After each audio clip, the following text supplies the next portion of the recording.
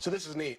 These mummies, and from all different eras. Yes. It's not just Egyptian mummies, not just wrapped up. And from all over the world, right? All kinds of different people. Yeah. Arizona Science Center, that's where Corey is. Hey, buddy. Yeah, and good morning, you guys.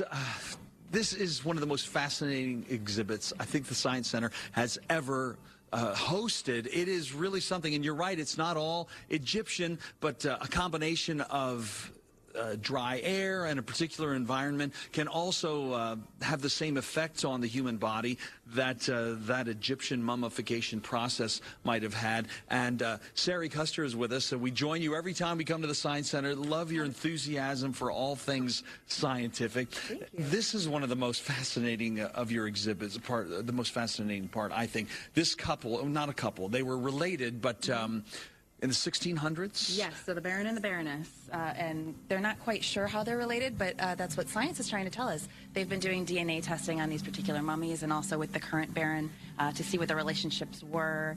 They're also evaluating the mummies. They both had back problems, and the current Baron apparently has back problems. So telling a genetic story here as well. So these two died in the 1600s, early 1600s perhaps.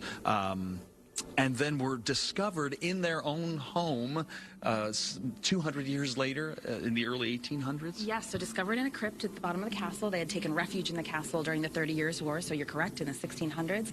And you can, you nailed it actually at the beginning. They were preserved through cool air blowing through the crypt, and it just happened to mummify the bodies. So you can see what great condition they're in. Even the Baron here was buried in these special boots, and those were even preserved. Apparently they feel like butter still. The leather's still supple.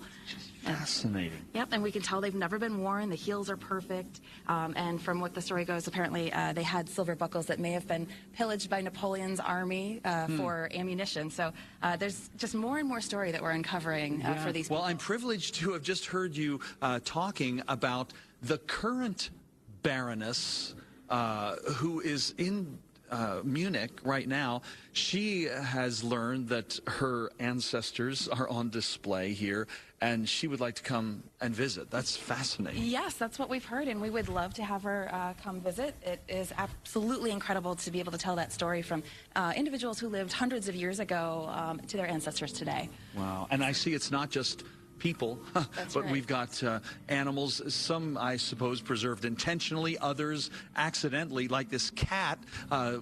And I could stand all day. I'm the kind of guy in a museum, I read every word of every exhibit, so that's fun for me. But this cat probably trapped in the building when it was built in the, what, 1700s, I think I read? Actually, so all the animals are about 100 years old, so not as old as maybe our Baron and Baroness, but all have their own unique story, and all of these preserved naturally as well, as opposed to that artificial or cultural mummification that we talked about.